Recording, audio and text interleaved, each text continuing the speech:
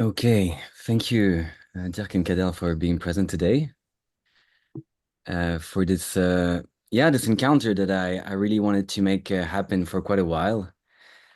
Um, I think the story is that actually had a chat with Cadell the first time when I was in Villers-la-Ville in Domaine de Sept-Vallons, the first actually week-long workshop I did with Dirk on core strokes. And that's the moment where I decided to engage deeper with philosophy portal and also Dirk at the same time. So it's like kind of these two tracks have been going in parallel for me for quite a while. And yeah, I don't know. You're the two men that I know in the world today that are, for me, most advanced into body work for Dirk and more concepts for Cadell.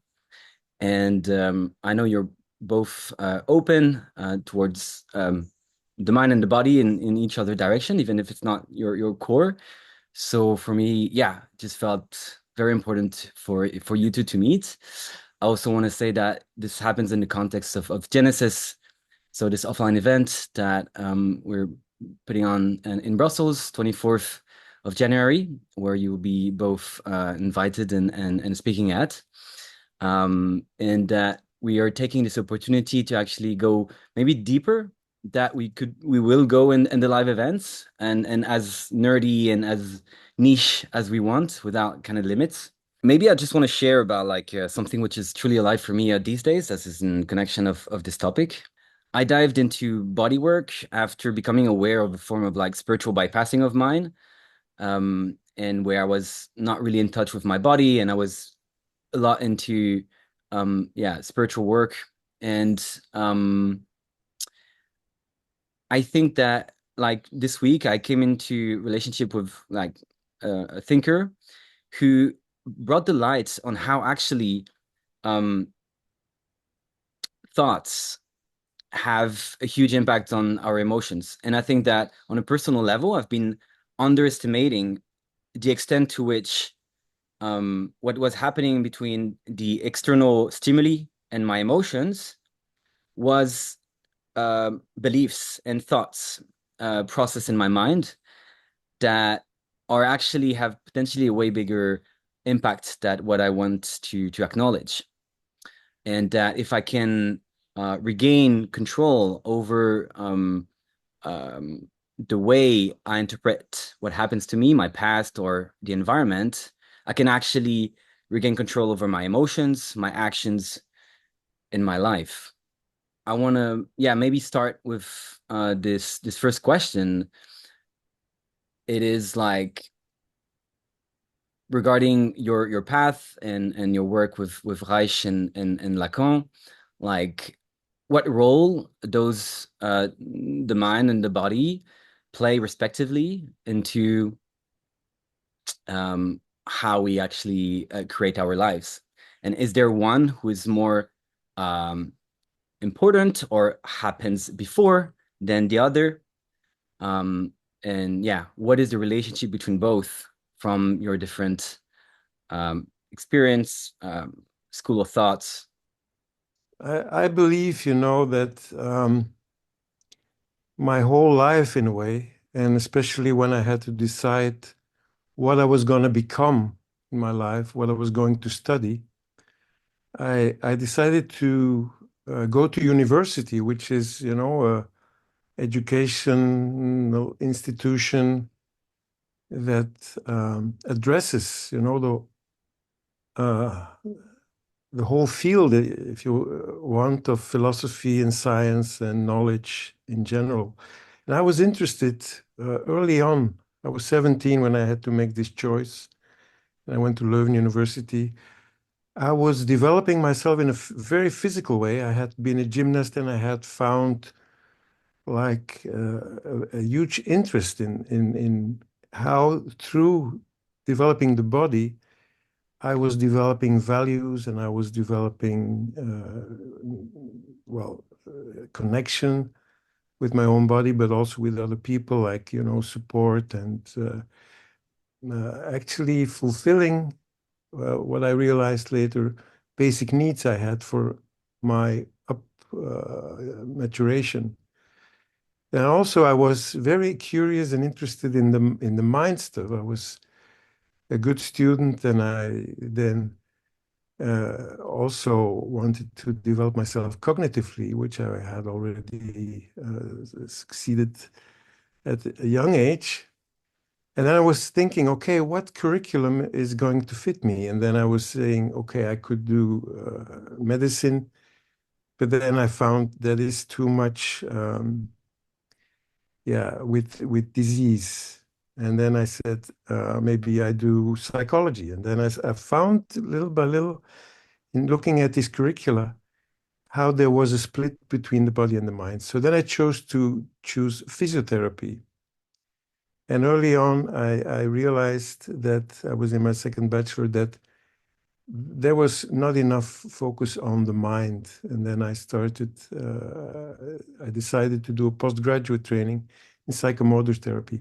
So actually, there was a desire in me to bring body and mind together in a curriculum, educational.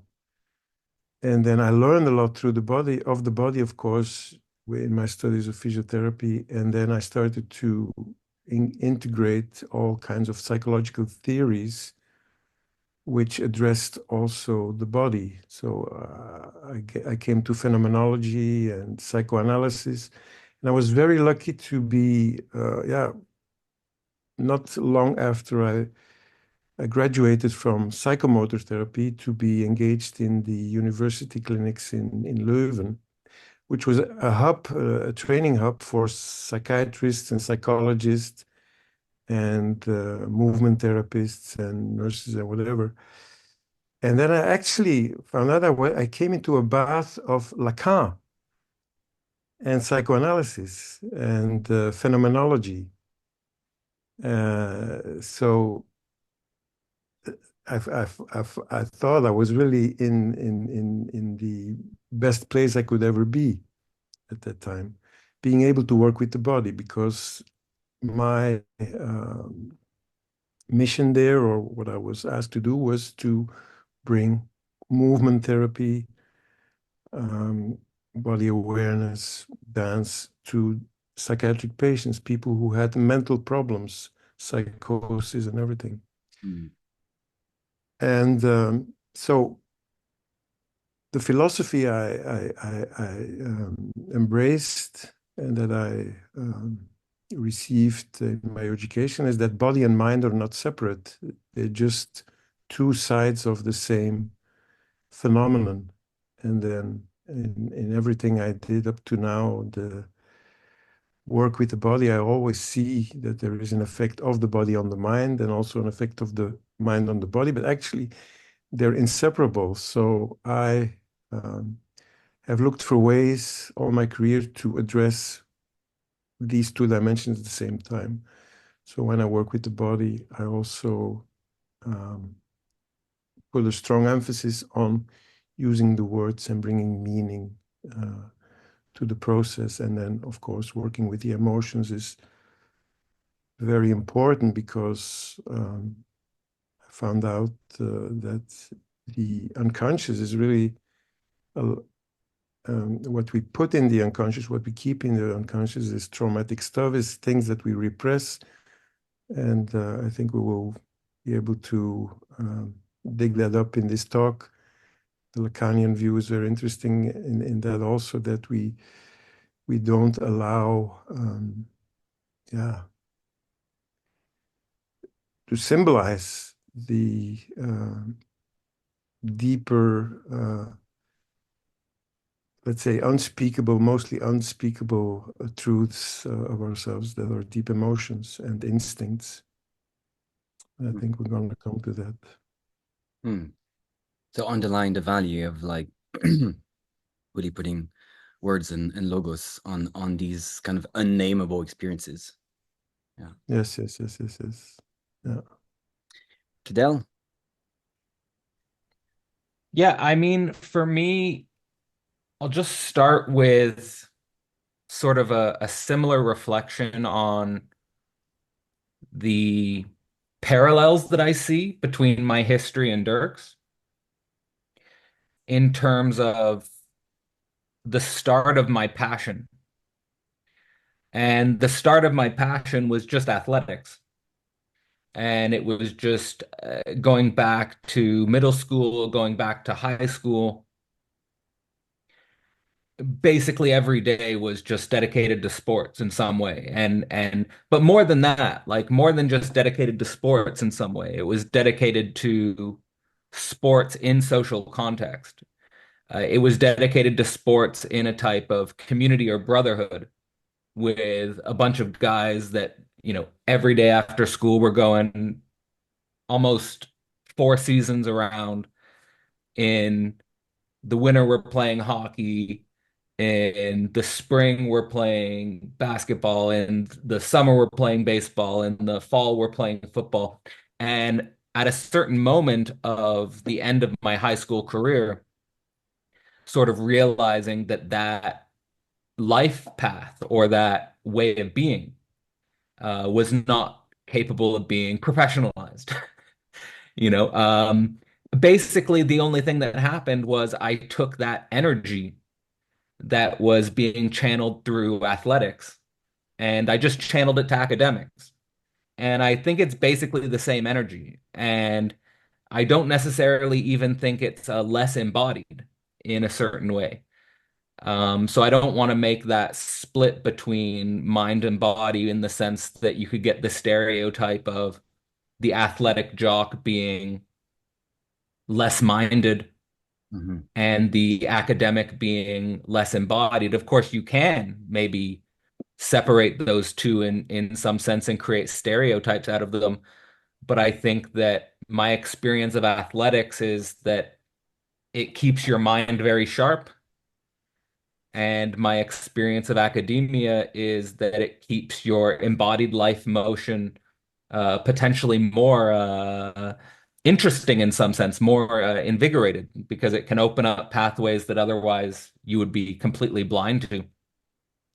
So I just want to open up that parallel and sort of maybe without going too much into like high level concepts or abstractions, just sort of say that in my gravitation towards Lacan and Lacan's work, it has to be situated within my interest in Zizek's philosophy.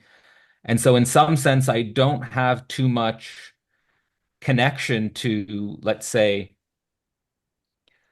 the formal institutions of Lacanian psychoanalysis, so much as that I have an affiliation and a sympathy with the way in which psychoanalysis is being taken up into contemporary philosophy.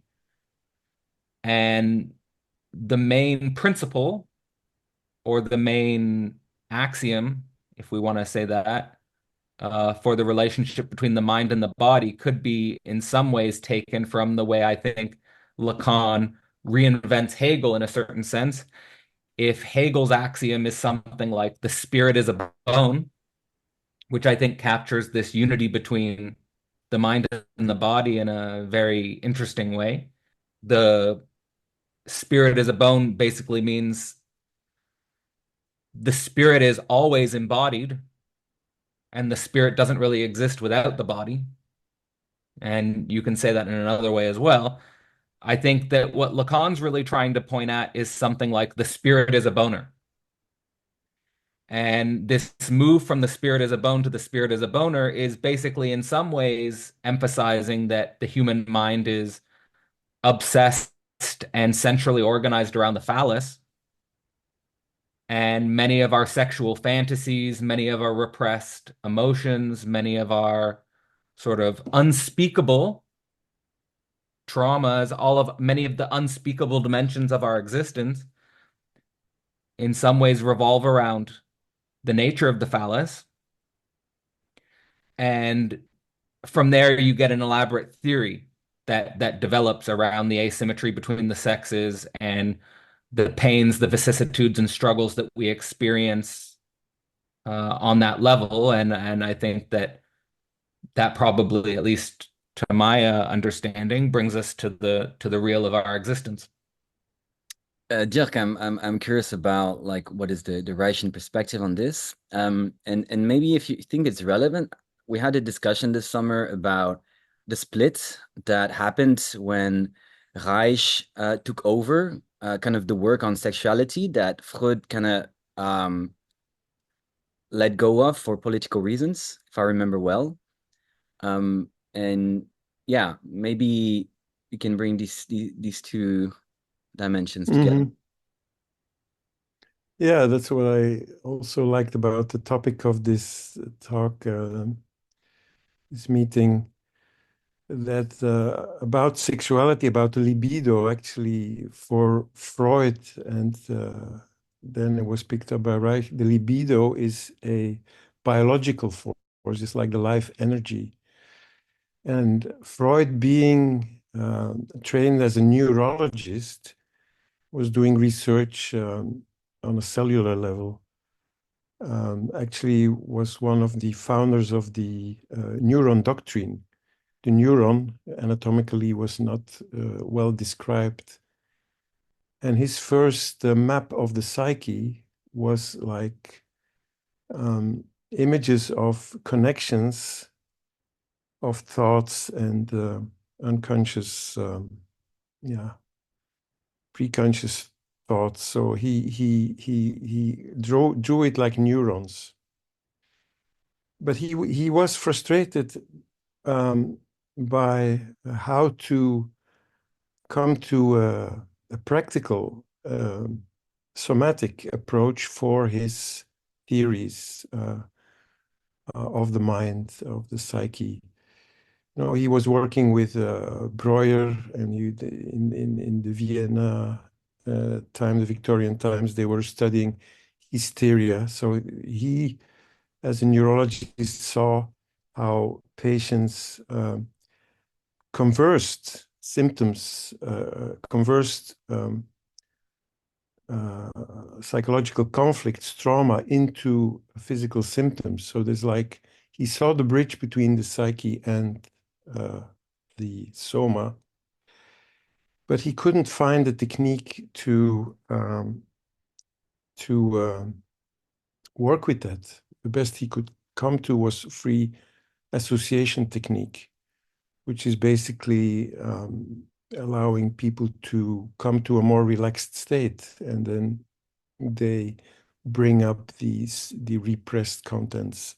So this was kind of a somatic approach through talking. And then he started to develop his more cognitive theory about the ego, the superego, and the it. And also then in 1920, he wrote this book, Beyond the Pleasure Principle, where he described the death instinct.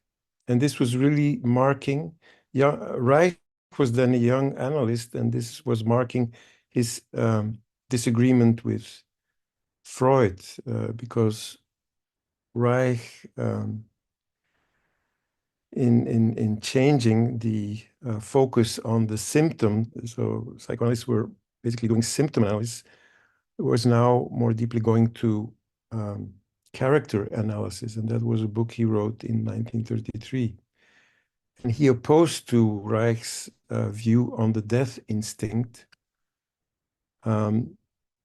which was something beyond the pleasure principle for Freud, where Freud came to that because he saw his patients, you know, repeating very destructive things. And so the pleasure principle, in a way, couldn't be held up.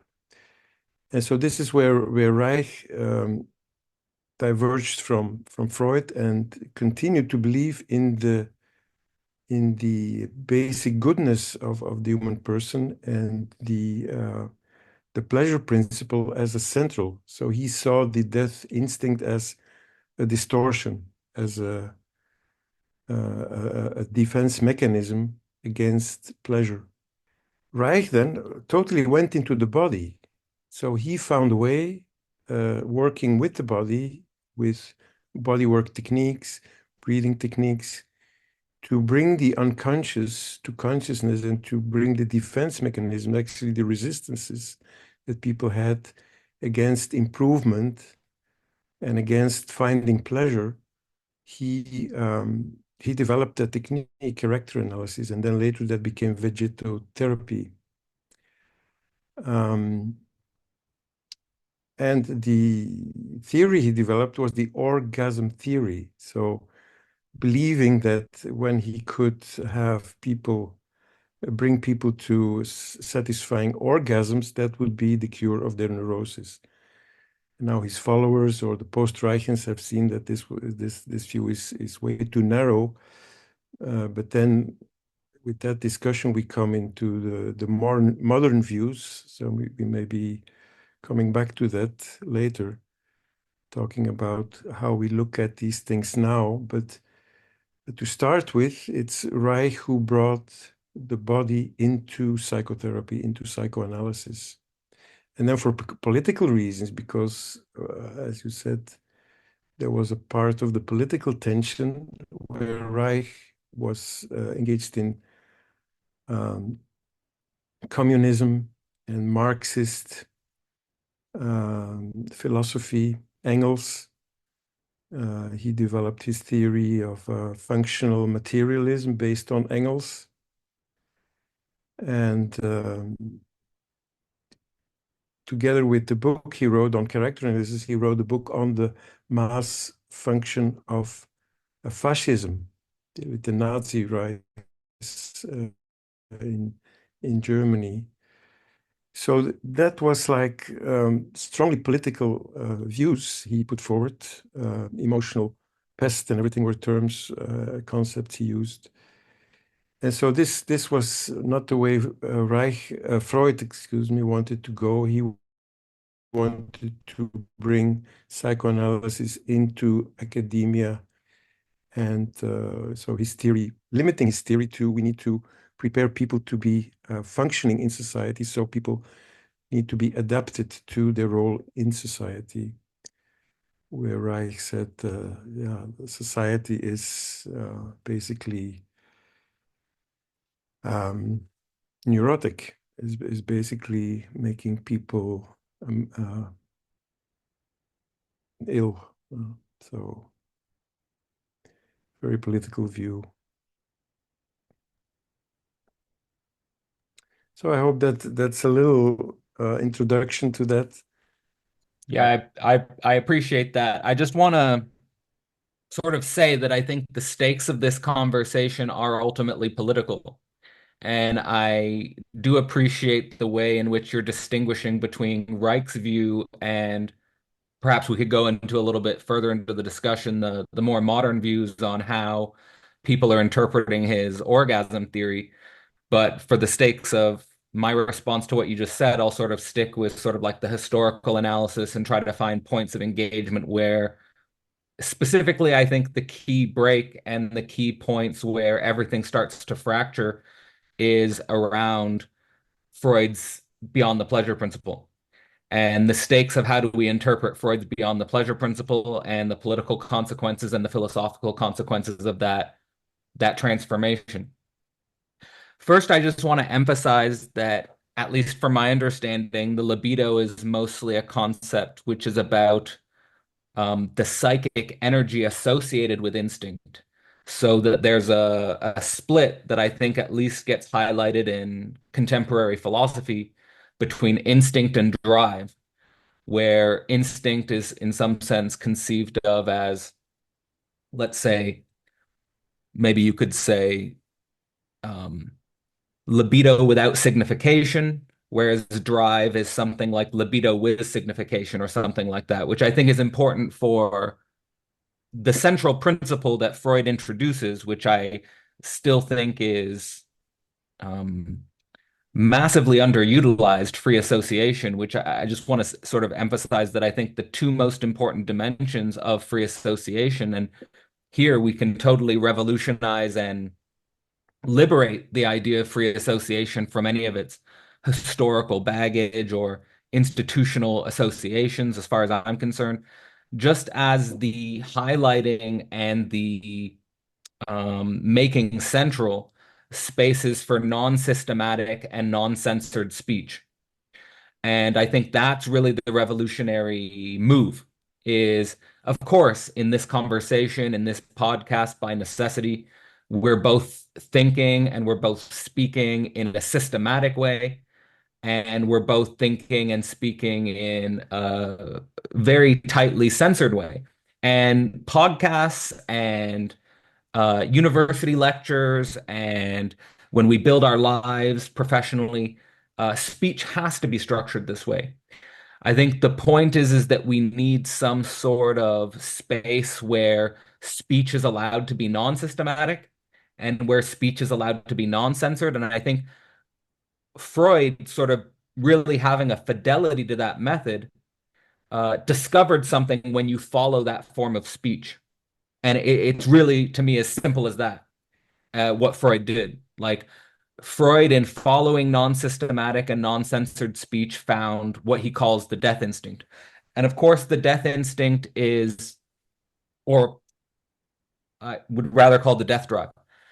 And what I think the death drive did was introduce the second fundamental break in the history of psychoanalysis, with the first one being the break with Jung, and the second one being, and so in some sense, you get these fracturings internal to sort of the Freudian process. And I think maybe just going over all of the different responses to Beyond the Pleasure Principle is needed in order to perhaps more deeply contextualize the relationship between Lacan and Reich. Because Lacan and Reich had very different approaches to Freud's break here with Beyond the Pleasure Principle. I think the first thing here, just to outline some other approaches to or other responses to Beyond the Pleasure Principle, I think you have basically forms of cognitivism, which just outright deny it. You have ego psychology, which I think is sort of a reactive normalization of a psyche without any relationship to death. I think you have probably the Jungian version, which is a kind of obscurantist mysticism around this issue. I think you have even sort of, let's say, orthodox Freudianism, which kind of eternalizes the Freudian event. And I think that here we get into what the difference between Reich and Lacan is. As far as what you were saying and my own readings of Reich, it's kind of like the orgasm gets placed uh, over the void or over the gap where Freud is locating death.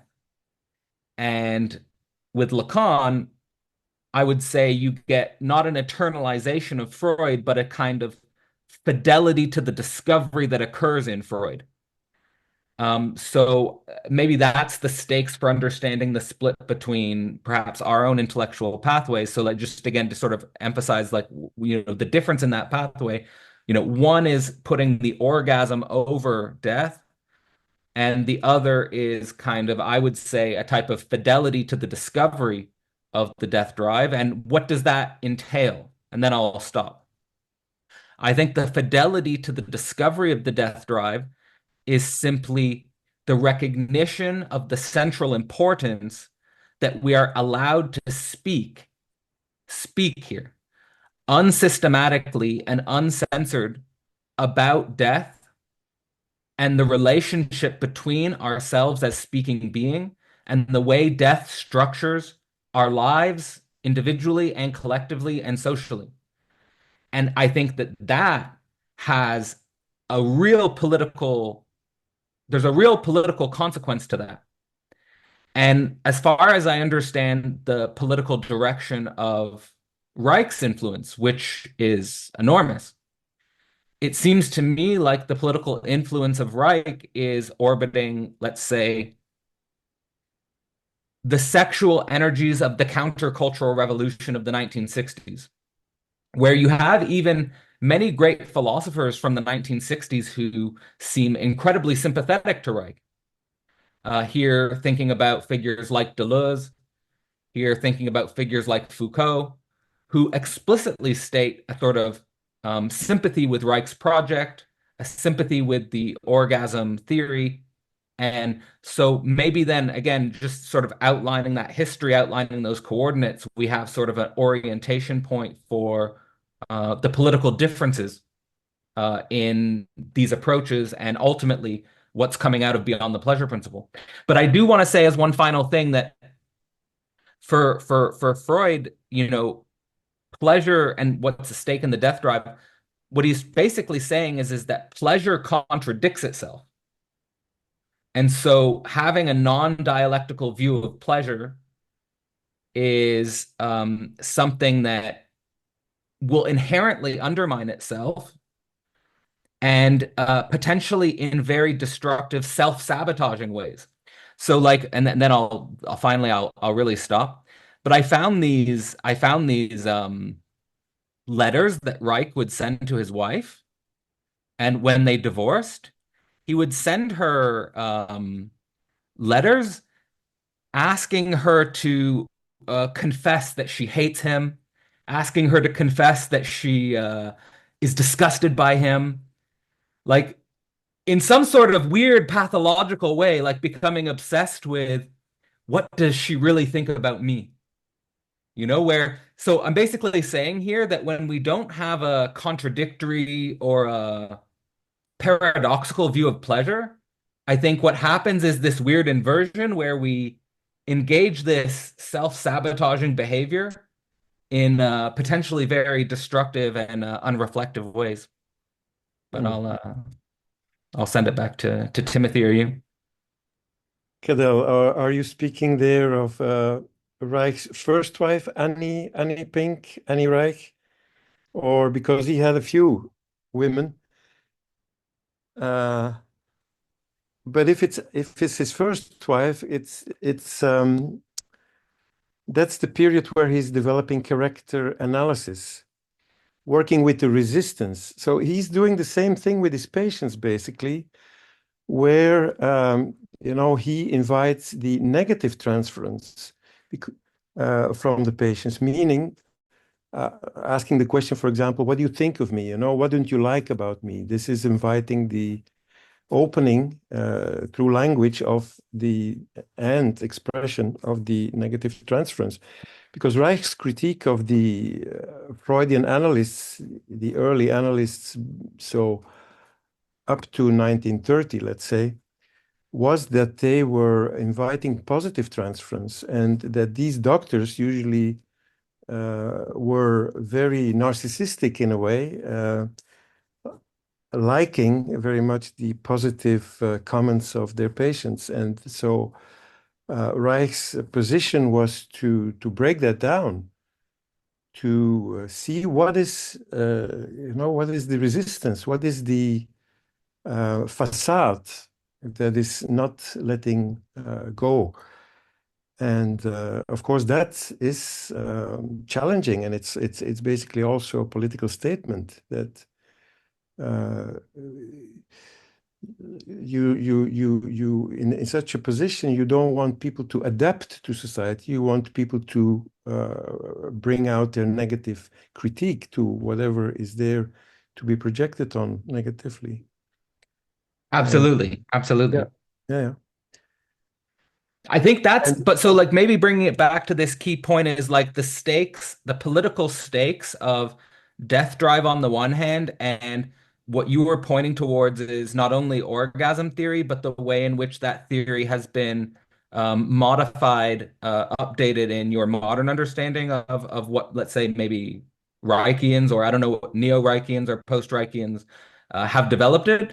Maybe there's the stakes there because I think that, again, as far as I understand it, Reich is associated with the countercultural revolution and the sexual energies at work there. And then maybe there's a point of thinking about what all of this theory means for maybe some present day tensions, present day antagonisms.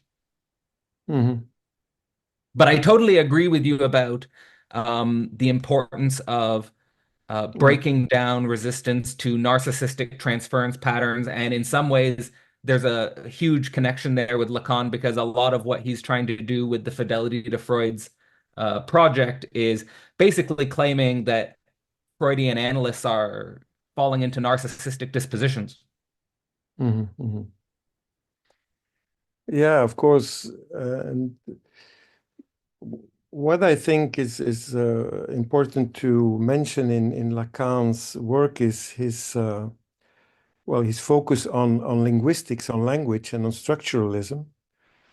And so the word as a symbol, so that is forming the unconscious.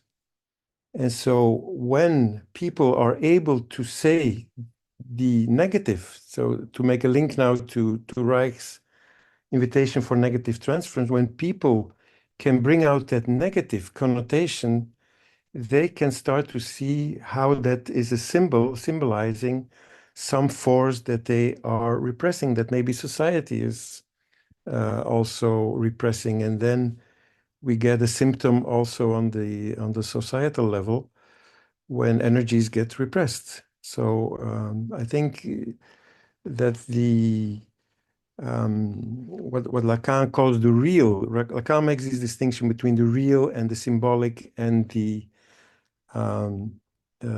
imaginary. So in between the real and the symbolic is the imaginary. And the real, in Lacan's understanding, is really, if you make the link to the body, is something that is unspeakable. And a lot that is happening there is unspeakable. But if you can find a way to put that into an expression, a word, and that's of course looking for a word that connects to something that's happening inside, then you are making some progress there. You're making some step forward in naming what is the difficulty in suppressing the negative, so to speak. I just want to emphasize that to me, like the importance of that is why Freud made the free association so central. Because I think that I don't know if you agree or not, but I don't know if it can be done outside of that. Like I don't know if it, meaning I don't know if it can be done outside of free association. What I mean by that is I'm not sure if it can be done in sort of um like intentional performative rituals where we invite the other to, as it were, um, unleash their negativity on us. Like Mhm, it's not it can't be done in that way. Like it has to be done in a way almost where because ultimately what's going on the level of the unconscious is something that you have to name inside yourself so that you can live with what's unspeakable. mhm, mhm. Yeah, and this is then where Reich has a contribution, because the critique Reich had on the technique of free association was that he saw that patients in psychoanalysis were starting to become clever. They were censoring themselves, only verbalizing the things that were acceptable or that they thought that the analyst would want to hear. So the But whole, that's not an issue of the method. it's not an issue of the method, it's an issue of the resistance of the client, of the Yes, patient, yes. who, which of course Reich wanted to, in the technical seminar that he was leading in 1927, somewhere around these years, he was discussing this with his colleagues, and his approach towards the body was, for example, influenced by his wife Annie Reich, who was with Elsa Gindler and some women, who dancers basically, who were with the body. So he, through trying to bring more body into the work, uh, starting, for example, to ask clients to breathe or to make a sound or to make movements, was breaking through that resistance, was breaking through that layer where they were avoiding usually. If they would just start talking or continue to talk in the free association technique, they would never go to that layer. So this was the contribution of Reich, I bringing just the opening of the armoring through body work. hmm. I just want to bring like a here like just a personal experience in this and the way that like working with you, Dirk, like it feels for me that using the body is actually speeding up the process in the sense that we could get there through free association, but it would take actually way more time. And through the body work, I become able to name the unnameable in a way that feels really a hack, like compared to the work I've been doing maybe in the past with a Lacanian psychologist, or not saying I have enough view to actually judge, but just want to name that my experience Mm. that using the body is a hack. Yeah, yeah. The great contribution that Reich made was to the concept of character armoring, which is muscular armoring. So his theory on libido was, reinforce the life energy, reinforce that drive, that instinctual energy that wants to move, and so to break through that defense that is in the muscular armor, which is for him functionally identical to the mental armoring. So the unspeakable, or what patients are not bringing in the analysis through or with the technique of free association, because they are censoring themselves or because they're just afraid. This is broken through, it's a breakthrough with Reichian techniques, strengthening the libido, so to speak, so that it can break through that resistance. And then they bypass the words, the words come afterwards.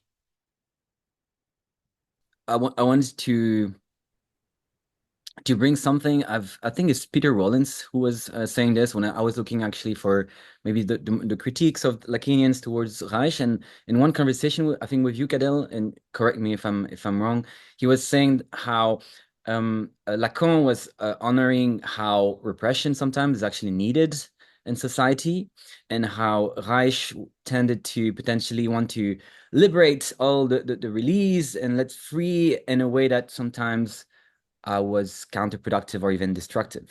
Well, just in terms of how I understand Reich versus how I understand what Dirk was just saying, is that, what Dirk was just saying had nothing to do with the direct expression of, let's say, good orgasm. Whereas Reich is, again, emphasizing the orgasm, and emphasizing, in some sense, the liberation of sexuality as sort of the solution to quote unquote repressive society. And so, in some sense, in terms of like the spiritual work that I've mostly engaged with and the sort of spiritual space that I sort of see on the periphery of my work,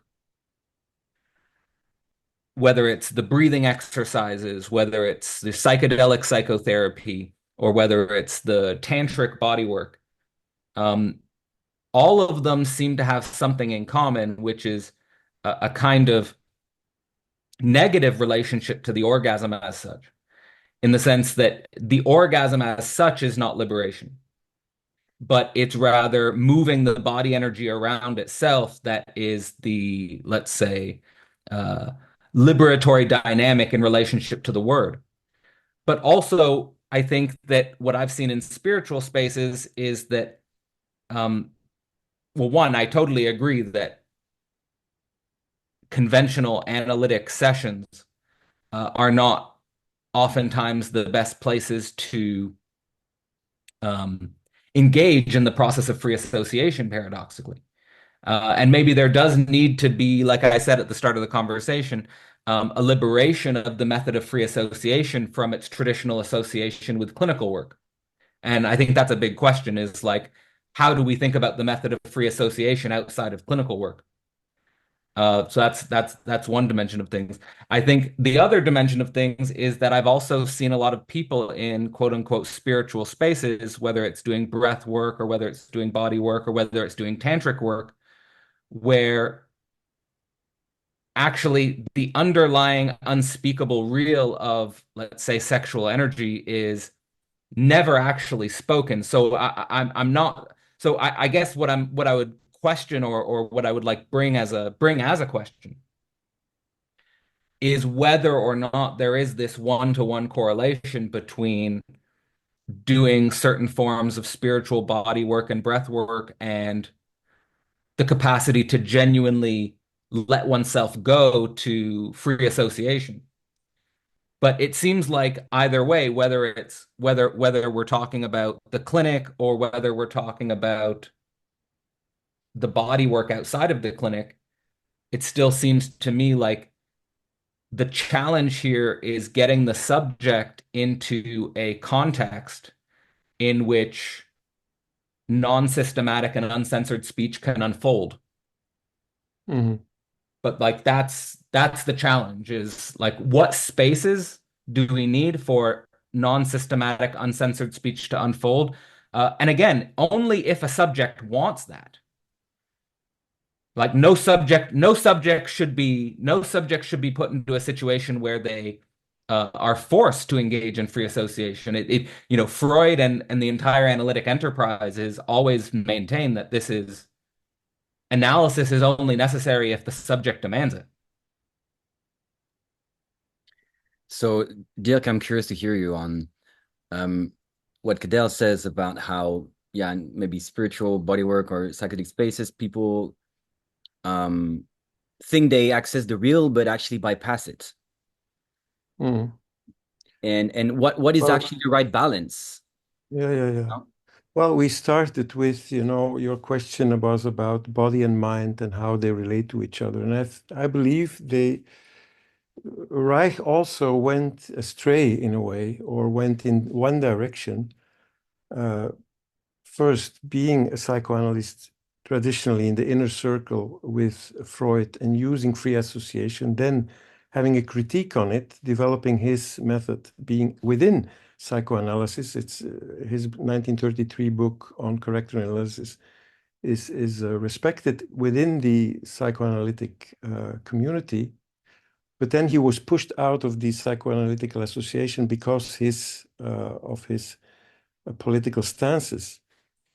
But basically, his contribution is so within psychoanalysis, still analysis of the character and then bringing in the body, but gradually he moves more distrusting the word to a method almost solely working with the body, believing that freeing the orgasm reflex, because he was speaking about orgasm as a healthy yeah, part of a healthy life, not so a prevention of neurosis. But in his therapy sessions, he was helping people to come to help them have a free orgasm reflex, which basically consists of freeing the 7 segments that he had described that block the libido, that block the vegetative streams in the body connected to the autonomic nervous system, sympathetic, parasympathetic, which is basically a pulsation. So the orgasm reflex for him resembled when the energy in the body is free, it becomes like a jellyfish pulsation or a plasmatic pulsation like you see in the amoeba. And this is, I believe, something that has been picked up and that is practiced in spiritual traditions, like the Kundalini energy, for example, freeing the Kundalini's little snake in the spinal column. So in the East, they speak of the chakras. This is corresponding with the 7 segments that Reich was describing. But the critiques of the post-Reichians like Lowen and then Pirakos and many others, they thought that Reich was leaving out the cognitive too much, that the word has also a place in the therapy. And I think there is, yeah, the possibility to bring psychoanalysis, Lacanian and other, together with Reich's character analysis. Because if you speak about free association, and I come to your point, Cadell, where it would be fantastic, it would be ideal if people could freely associate. But the problem with it is that they have a character defense, which is also an armor defense, which for Reich in his theory is functionally identical with the blockage in the mind. So the free association is only going so far as the body allows it.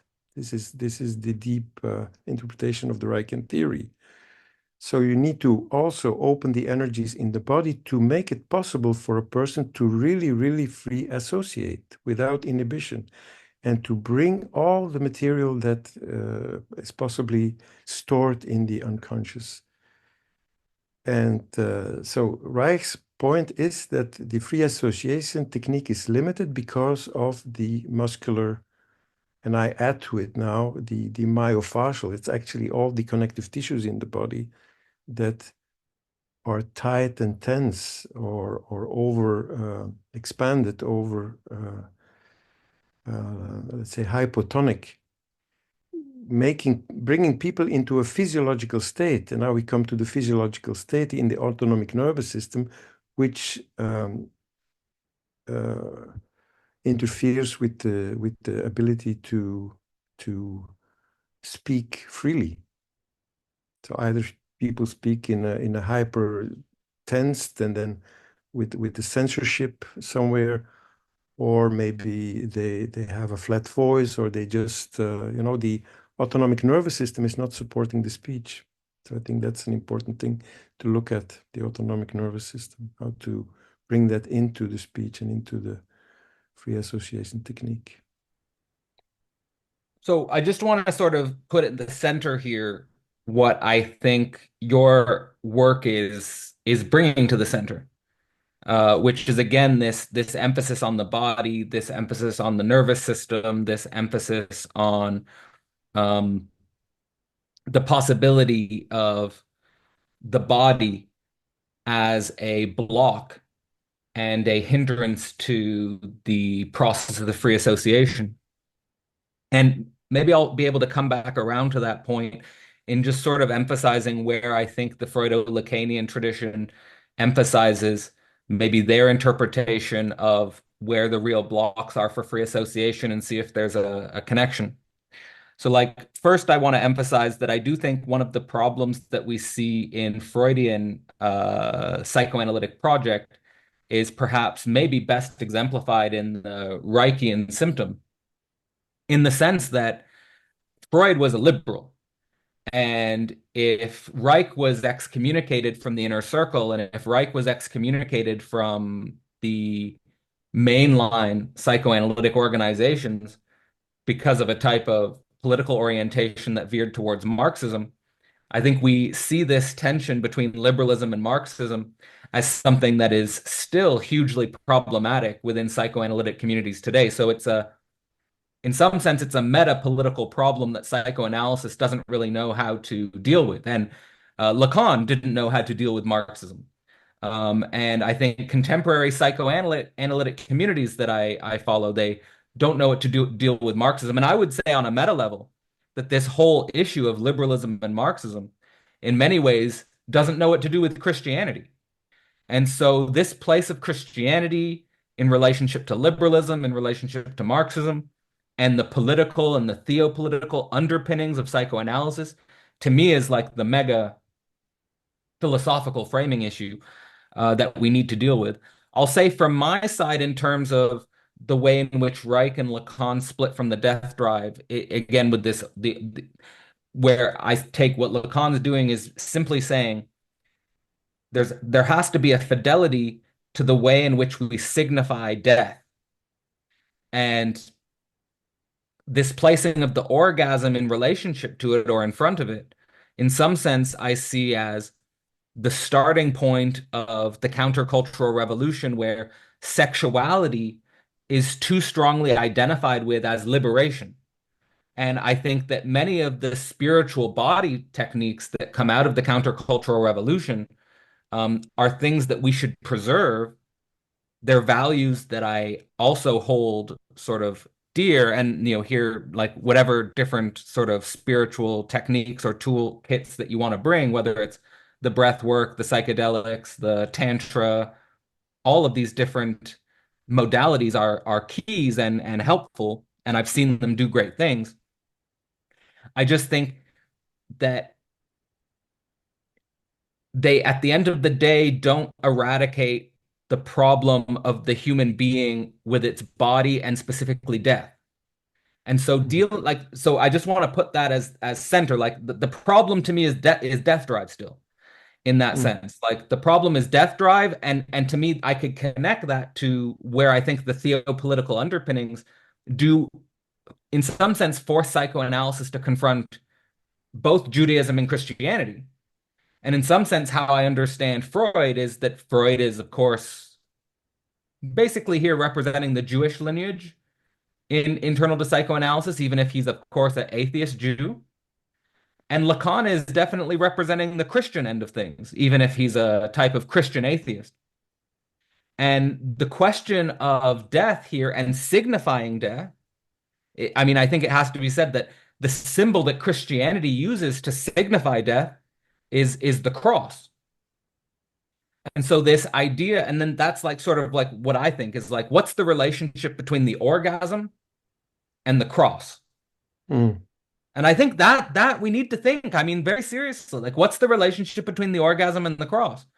And that's a bodily, that's I'm Mhm. asking that as a bodily question. Yes, Now, yes, yes. in terms of I did some research on Lacan's response to character analysis. So I just want to throw this out to get your response to it. But Lacan's response to character analysis, he says that what Reich calls body armor, this is, I think, interesting. Like what Reich calls body armor, Lacan says is actually a shield. A shield. So Yes, like, yes, yes. so Yes. saying it's a shield is basically saying, like, my interpretation of that would be sometimes we need a shield. Like sometimes we do need a shield. Like like life is dangerous. Like the world is, in some sense, a catastrophic mess, and sometimes it helps to have a shield. And of course, the phallus is a sword. Yeah.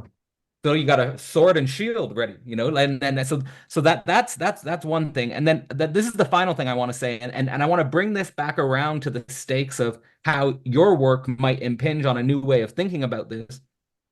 Is ultimately the challenge for free association from a Freudo-Lacanian standpoint is always the family. The problem for free association is familial relations. Meaning here, I would even go as far as saying, and I think this is like as a sort of a weird type of leftist, I think the problem I have with leftist politics is that it sees the family as oppositional to freedom, or has come to see the family as oppositional to freedom in the sense of countercultural revolutionary change.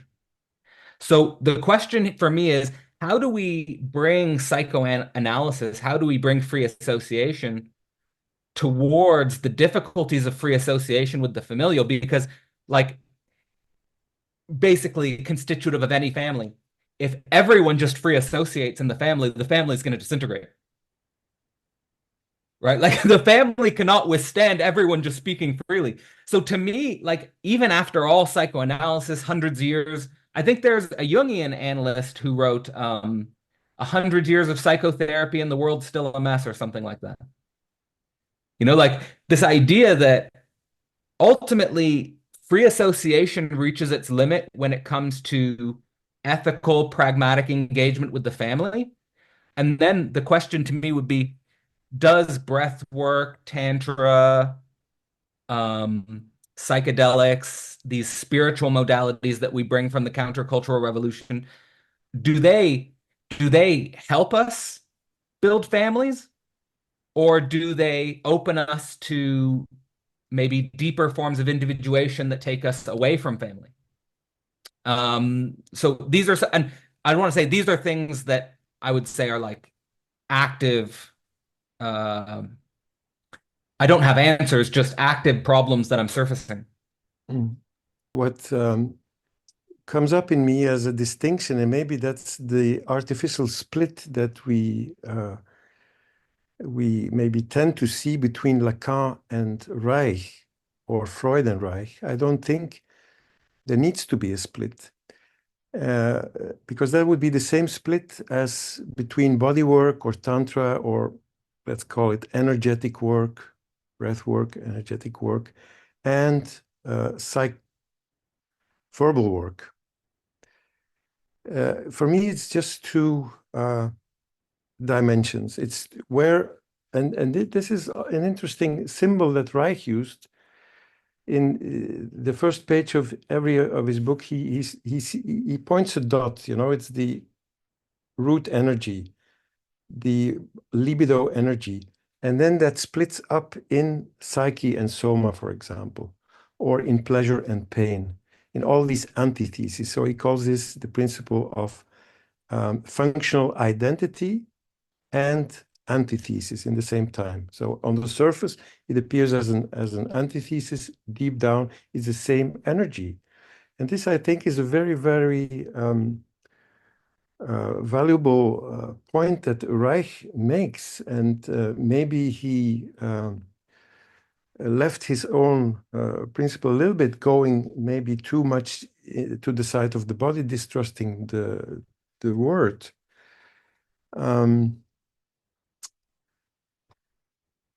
Coming back to the orgasm, okay, or the orgastic, I think that Lacan has, and the death instinct brings that, you know, as energies connected to the real, the real.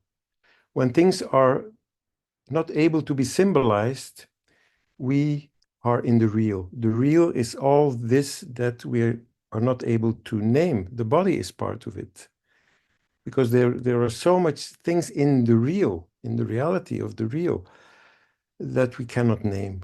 Words are too short. Words, like Heinrich Simmert said, the best things cannot be spoken. And the second best things are interpreted. And then the third things is like the common language when we speak about things like we're doing here. Lacan is not against Freud's death instinct. Reich is, okay? Reich says this is just a defense. But And that's a real difference. Yeah, that's a real difference. And Lacan says if we go to the symbolism of the death instinct, we come to, you know, that Reich said when, Freud said, sorry, when people are coming into destruction mode and in repetition mode, he called this the death instinct. For Lacan, it becomes like when we, you know, cannot, we have a lack and our desire is not met. This is central to Lacan's thinking. There is always a desire and it always results in a lack. When this lack results in a repetition and into something, yeah, then somewhere in the destructive symptom, there is this wanting to go back to the real, which means come closer to death, come closer to disintegration. So if there is an addiction, if there is a destructive behavior, actually it points to a desire to be united again, to be unified, which for Lacan is also an illusion. The ego is an illusion. So we identify a lot with the ego when we are free associating. We're in normal speech. We speak from our ego. And so I think the orgasm also, and like shamanism also, and Tantra, you can see it as a shamanic tradition. It has some stepping into the real, like the initiation of the shaman, for example. He and this is also the interest for the work with schizophrenia. The schizophrenic is in a mythic realm. The shaman is in a mythic realm. The difference between the schizophrenic and the shaman is that the shaman is able to manage both realities. He can come back out of this mythic realm, of this real, unnameable experience, and come back into language and come back into society. And so that becomes the healer.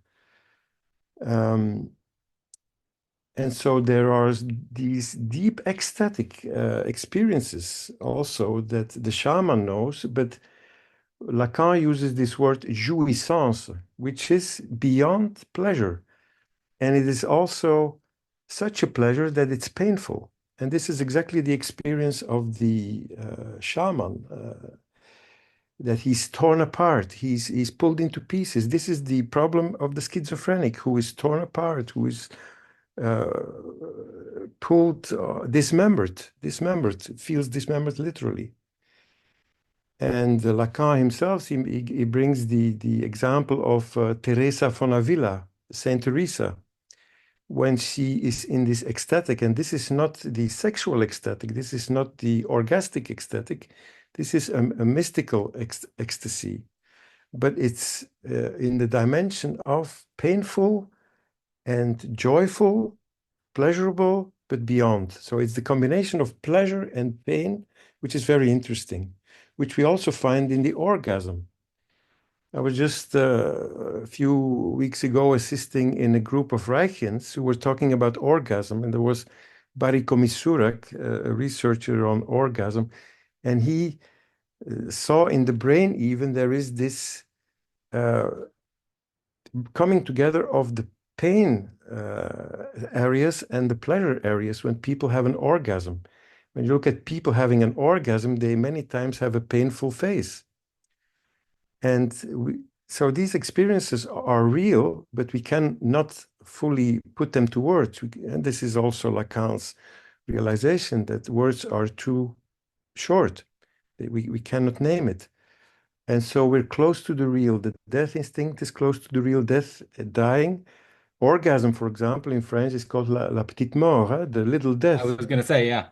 Right. So we're close to this unnameable reality. And I think this is where in psychotherapy, we have still uncovered ground, and where we need to bring Jung in, and we need to bring more mystical sources in to be able to meet people in their quest to be human, let's say, where they are free in their body, in their physiology, in their autonomic nervous system, and then also free in yeah, verbalizing, symbolizing in words what is possible.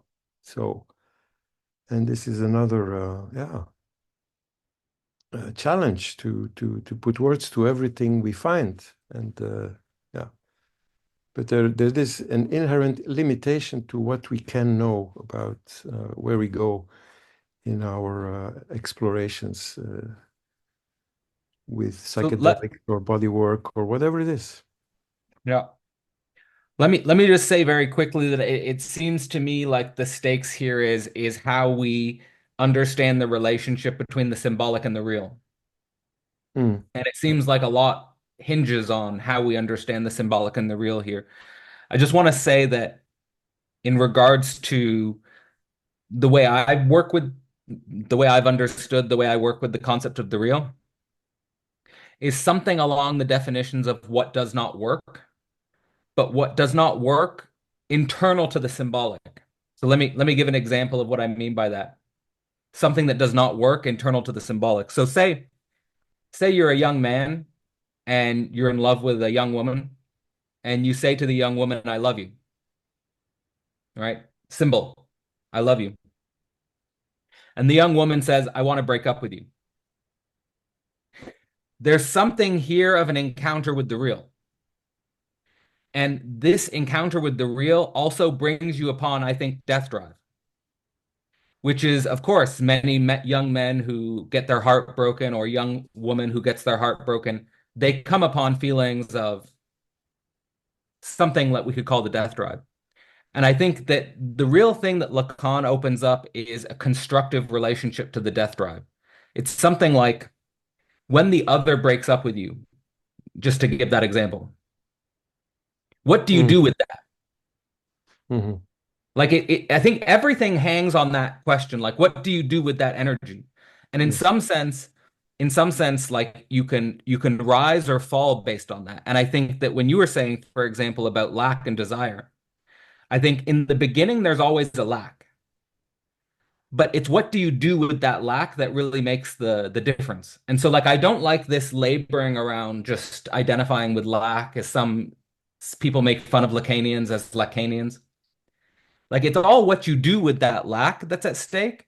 And to me, that's basically the relationship between the symbolic and the real. And just in regards to, what you are highlighting with the shaman and ecstatic jouissance, again, the question is, how does that ecstatic jouissance or the role of the shaman connect to quote unquote normative symbolic society? Or because the shaman can be a great intergenerational developmental figure within the context of a society, within the symbolic, even if they themselves are this traumatic real torn apart into themselves and, in some sense capable of withstanding the nightmare of the ecstatic jouissance. And I think the same goes for the feminine, which is how can the feminine at once get in touch with the ecstatic jouissance and at the same time have a relationship to, let's say, the paternal function in some Mhm. way, the symbolic. Yeah, And yeah. if they're split, I think then society splits. So there's at the same time here, the stakes, I would say, are maybe on that level. Mhm. Yeah, with what you say now, we come a little bit to that theme of masculine and feminine, I feel, which was, the phallic that you mentioned before. This was one of the things Lacan was heavily criticized for, especially by feminist psychoanalysts like Julia Kristeva and others, who saw that, this feminine jouissance, for Lacan, it's the phallic is all, it's the law, it's the culture, it's society, and it's the name of the father. So uh, it's limiting, but it's all for Lacan. And then in the feminine, he says it's not all, and it's beyond the phallic. It's beyond the pleasure also. So it's unnameable. So for him, there is something like uh, he cannot grasp.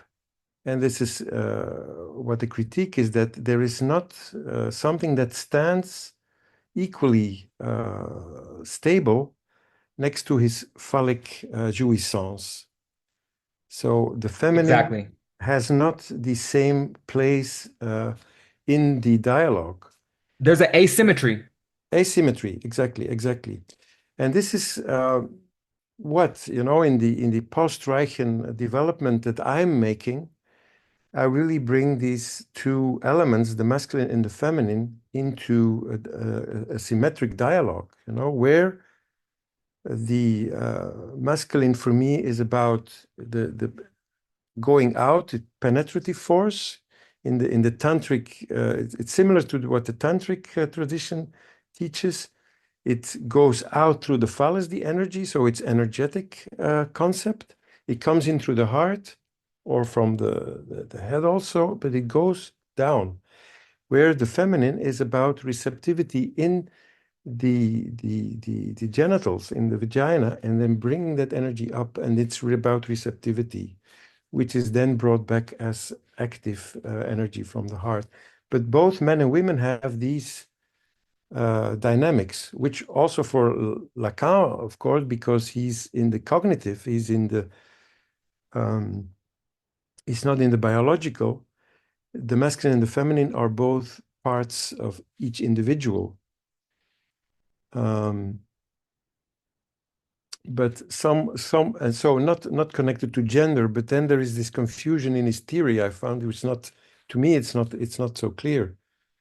What he then points to really to the feminine jouissance and the masculine phallic jouissance. I think there's something that's not clear for me. But anyway, the jouissance is there's something painful in that also, always. Yeah. Absolutely. I'll just say that it comes down to this asymmetry of it comes down to this asymmetry of the phallus, and like that this is ultimately obviously a body-mind problem, but it starts with children theorizing about this asymmetry. Like children naturally theorize about this asymmetry. And it's not clear what the ultimate status of this asymmetry is. And I think today, even, for example, the big challenge for whatever psychoanalytic approach is making sense of the transgender phenomenon in like a non-moralistic sort of speculative way, because people are themselves well, there's four categories now. I think there's man, there's woman, there's trans woman, and there's trans man. Mm-hmm. And those four categories, in some sense, are off the theoretical radar of 20th century psychoanalysis because it hadn't yet become a social movement in the way that it's a social movement now. Yeah, now we're talking, I think, about gender, and I think it's important. But also jouissance. Sorry? Like gender is connected to jouissance. It's people change their gender based on a mode of enjoyment. Yeah. And still within whatever the gender is, and whether we have 2 or 4 or however numbers we want, it's and this is where Lacan also is close. The principles of the masculine jouissance and the feminine jouissance play in each individual. And so bring a side of it, so let's say more the Reichian perspective and the Tantra perspective, or a bodywork perspective, somatic perspective, that with the energy flow, you get receptivity and active principle. And Reichians, the Reichian orgasm is basically the free streaming of energy. So, and if you can, have a blockage in the outgoing, so if you say you're extroverted dominantly, then you are not enough introverted, you're not enough receptive. So this would be like a conflict which would prevent the real orgasm, which I define as the unification of the masculine and feminine principle inside. Yes. So can I say something quick to that? Sure. So to me, it's even there's Freud. I mean, Freud affirmed that on the level, and this is like he got a lot of pushback for this. Like Freud said the unconscious is androgynous. Like we're all androgynous on the level of the unconscious. Like that's sort of psychoanalytically not problematic. What's problematic is the relationship to the unconscious as the social. So the social unconscious, like the one and the other. So let me give like 2 examples. And this, in some sense, also brings up a difference, I think, between the depth and the surface. So on the level of the depth, so let's see if you agree. On the level of the depth, we're androgynous. Like if I was just going into my own sexual fantasies and my own bodily jouissance in my own private time, like I can easily explore masculine and feminine sexual fantasies, and I can explore my own body in a masculine or a feminine mode. But if you were to ask my partner, Do you want Cadell to perform masculine or do you want Cadell to perform feminine? She doesn't want me to be a woman. She's not married to a woman. She doesn't want to marry a woman. She wants to be with a man. And she gets turned on if I perform as a man. And I have another friend who's also exploring his androgynous unconscious and so forth. You know, the first person to push back against it? It's his wife. Why don't you just perform the masculine function? This is who I married and so forth. So I'm just saying that on the level of the other, on the level of the surface of the unconscious, on the level of the family, I'm not saying that you can't have long-term intimate partner relationships as an androgynous being. And maybe there are people who start exploring that. But in regards to like the way 90% or most human beings exist in a couple, even if it's trans woman or trans man, like a trans woman wants, I studied this. Trans women, they want a sexy man. And a trans man wants a hot chick. So I'm just saying here, sexual difference, performing as a man, like if my partner gets home in an hour and I'm dressed up in her bra and panties, she's gonna be like, "What the are you doing?" Yeah. So I'm Well, just saying this surface of sexual differences, it's not unproblematic, I'm saying. yeah. Well, I believe it's also about attraction, and then Jung's concept about the animus and the anima is also interesting in this regard, where he says that, the as a man, you can only relate to a woman because you recognize the feminine in yourself as a man. But of course, you have a dominance when in a male body, in the male expression. And same for the woman. The woman will not be able to relate to a man if she doesn't recognize her own masculine polarity inside. So That's, I think, the solution. Like yeah, this to me, the solution is like, you know what I dislike, like I wouldn't say dislike, but men who are unproblematically men. Like they're like Andrew Tate type masculinity. Like it's too non-contradictory. I think the man who understands his feminine is a stronger man than the man who doesn't understand his feminine. mhm, And probably the same for the woman. yeah. And I think it's also good to distinguish between the biological, which would be the Reichian perspective, and the Lacanian view, which is a non-biological perspective on the masculine and the feminine. So if you look at the masculine and the feminine on a biological level, then you have, for example, well, Freud also in his original libido theory, he would distinguish oral, the erogenous zone, the oral phase, and then you have the anal phase, and then you have the genital phase. But if you look at these zones on a biological level as able to receive, then of course the female vagina is a receptive. So, and that's close to the woman. So now if you have a person who first is a man and then changes into a woman, of course there will maybe be more receptivity in that biological energy, some of some kind, and some in some degree. But then the other thing is the psychological. When I, as a man, recognize the feminine, my feminine in the woman, or I recognize my feminine, then now we're on the symbolic. We're not on the biological level. And here again, we bring these two levels together. And I think they are, we can split them artificially, but they're never split. And then that's again the body-mind problem. Can I just say, like, what I would say is like the transgender phenomenon to me does show that they are split There in the is a sense split that like somewhere. people report, like people say, like people will say, I feel like I'm in the wrong body. Yeah. So like And this, this would be like, and for me, like for example, when I was coming in, and I think it's historical. Like for Mhm. example, when I was coming into my own sort of puberty and sexuality in middle school and high school, there were like sort of cognitive intellectual choices that I had to make about performing as a man and how to perform as a man. So it wasn't just like an instinctual given.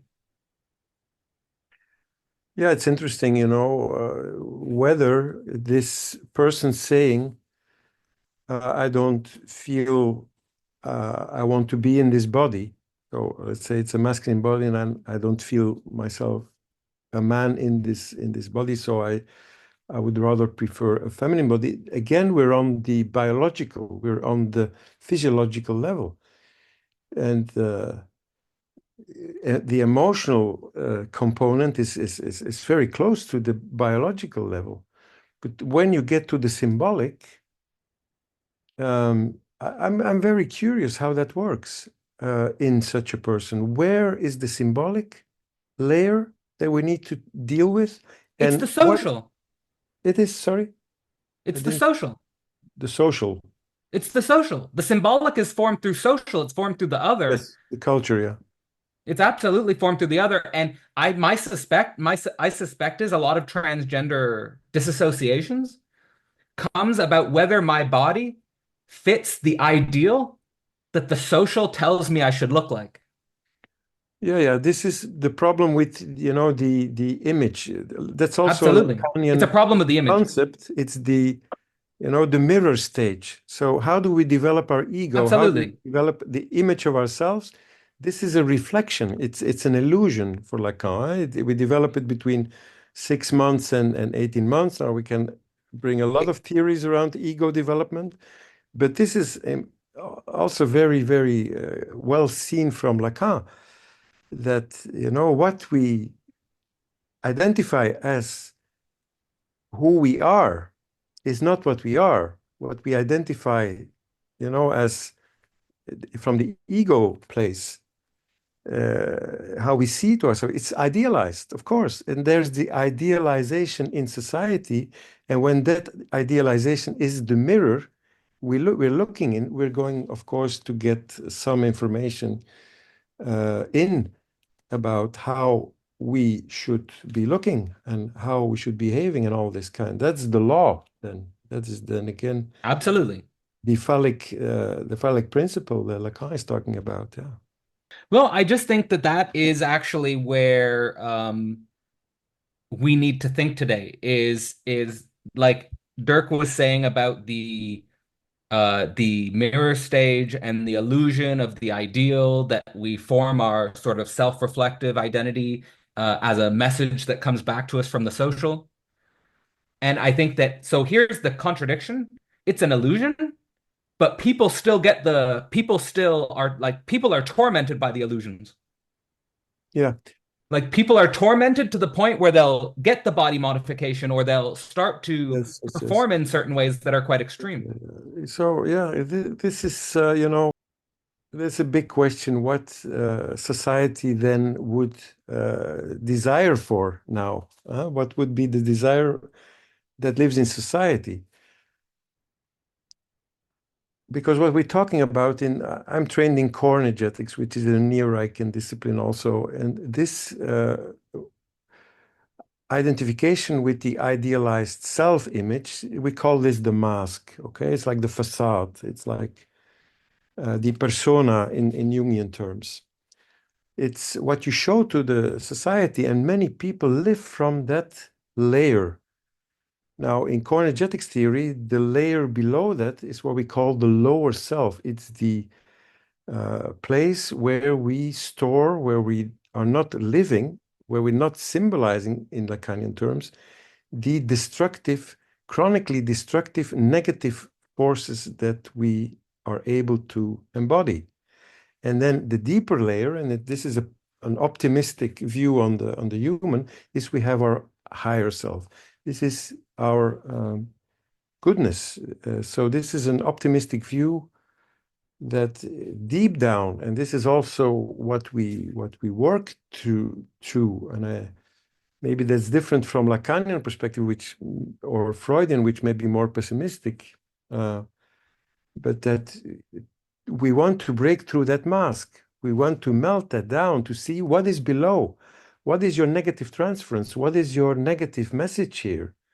What are you rebelling against? What are you opposing it? And bring that out. This would be a Reichian invitation, a Reichian traditional invitation. Just express that. And then the belief is that it brings you to your better self, your loving self, your authentic, real, true self, which is love. So that would be the resume of what's the higher self. It will be love, power, and serenity. That would be the top three qualities of the core.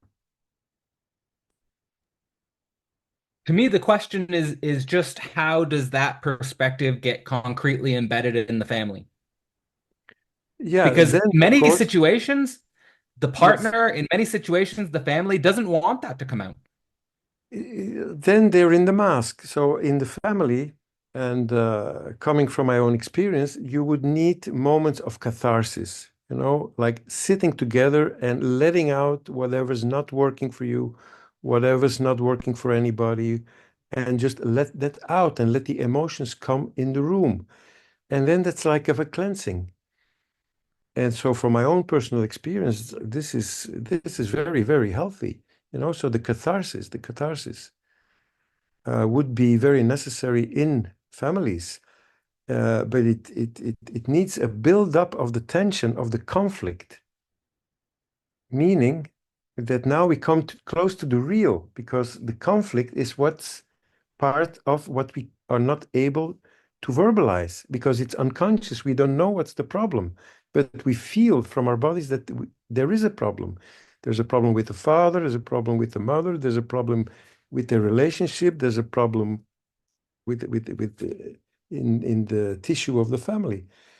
And this is felt, so the body feels it, and then the catharsis will help the words to become, because of the strong unity of body and mind, the mind will become clearer about what's the problem.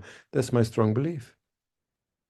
Do you think it's realistic, Cadell, to have families in the future actually incorporating regular catharsis, or like, um, is it something we can design as a family unit, or is it something that happens like in an uncontrolled or reactive way when there's just too much tensions? Well, I think it's an open. I think it's going to depend family to family, and of course, it's an open question, and I don't think we have like a general universal theory or method that can help people build healthier, stronger families. But certainly, the knowledge that we're developing here, and the knowledge that and the theoretical backgrounds that we're using to inform the speculative discussions we're having now, and the various methodological tools that are available in both psychoanalysis and other spiritual fields, I believe should be brought to bear on this issue. And because I do think that that's one of the crises of our times. Like but there's also at the same time a lot of potential. It's not just doom and gloom. There's a lot of potential to build better families, but it's also a political economic question. But in general, this distinction between the false mask and the deep inner self is something that's being produced by a contradiction at the site of familial life, I think. And so the question of, I would say, having a truer mask, or a truer self-expression on the surface of history, is certainly something that I um, would strive towards, and at the same time sort of say that I'm not so sure that the answer is always um, a complete revelation of everything from the depths into the surface. That's not always the answer, I don't think. Some stuff needs to stay hidden and implicit. Not everything needs to become explicit. The truth is what survives on the surface. Well, I think the three levels are always coexisting. So sometimes we're more in the false mask, and sometimes we're more in the outspoken truth, which may be negative or positive in its message. Um, And I think it needs the will. You see, the will is an important element in the individual, and then for the individual as a member of a family, there needs to be a willingness, a will to deal with the conflict, to deal with the impossibility. So the high tension that needs to find a way out through a catharsis. So Yeah. that's so emphasizing catharsis, emphasizing high tension, emphasizing the impossibility, dealing with conflict. To me, that's the site of death drug. Because in the relationship Yeah. between because pleasure is the reduction of tension.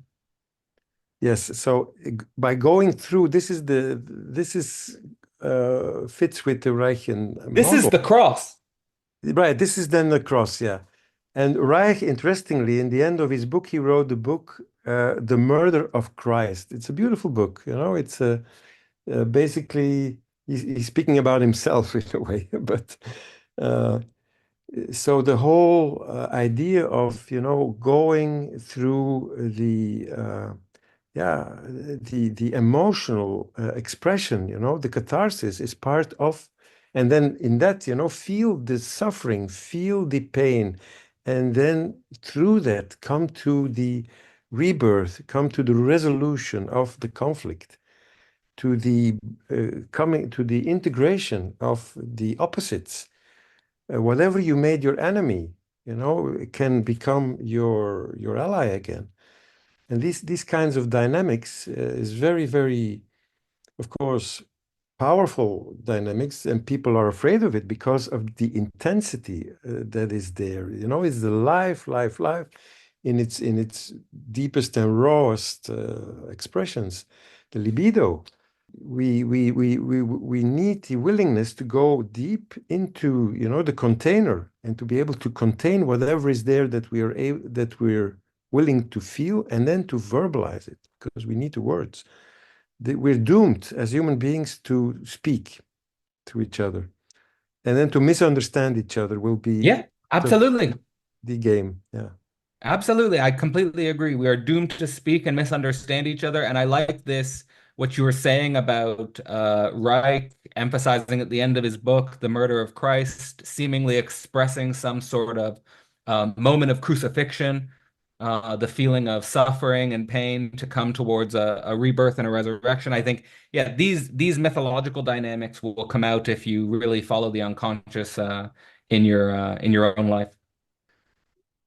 You need a desire, okay? The Lacanian desire, but you will also always be in lack, and so you will die before you get anywhere. But this is why, like to me, the key qualitative transition is desire to drive, Yeah. because drive is just the desire to keep desiring. Like, and it's not this sort of like Mhm. idea that we want to abolish or get rid of our desire. Yeah, yeah. And this is the beautiful thing about Lacan, you know, and this is where, for example, he he's not on the same page as Schopenhauer, for example. Schopenhauer, Definitely not. in his pessimistic philosophy, you know, about desire, you know, once you, Well, because Schopenhauer is a Buddhist. yeah, right. So that's why he went to Buddhism. Absolutely. Because he said, renounce every desire. So, you know, become uh, an undesiring being. But what's the life then as a human being? So there Lacan remains, you know, on the side of the human quest, you know. Keep desiring, but you always have a life. Absolutely. I like that message. You'll never get there. No, and you'll never get there, and in many ways, you're already there. Also, yeah. Mm. Okay. Well, on these notes, I think it's a great time to actually close the conversation. Yeah, thank you so much. For me, it was I took a lot of notes. It was yeah, very inspiring to hear you, both of you, who are I consider teachers. I we touch on many topics that will inform the future work of Genesis, whether it's masculine feminine dynamics, whether it's holding intensity through catharsis and collective shadow work practices, the connection between yeah the political and the personal. I mean, it was just brilliant. So thank you so much for the two of you. And yeah, I'm looking forward to you to meet in real life on the 24th in Belgium. And yeah, In maybe January, right? in January. Yeah, sorry. Yeah. If you want to give a final word before we close. Oh, just that this was fantastic, and I really loved where Dirk and I were able to get in the conversation, and it helped me to deepen my historical knowledge of psychoanalysis, which is invaluable. So thank you. Yeah. Words are fall short, but I feel gratitude and The real inside of the symbolic, we fall in on our words and so forth. no, so thank you a lot. And it's good, the this format where anybody's ideas or, imperfect thoughts and models can be met, and listened to, and then get a return on that. So this is just, yeah, that's what we do. That's what we are. Let's keep doing that. Awesome. Well, I'm sure this is not the last one. Thank you so much. And yeah, I wish you a beautiful evening and looking forward to collaborating together more in the future. Thank you, Yeah, Timothy. Cadell.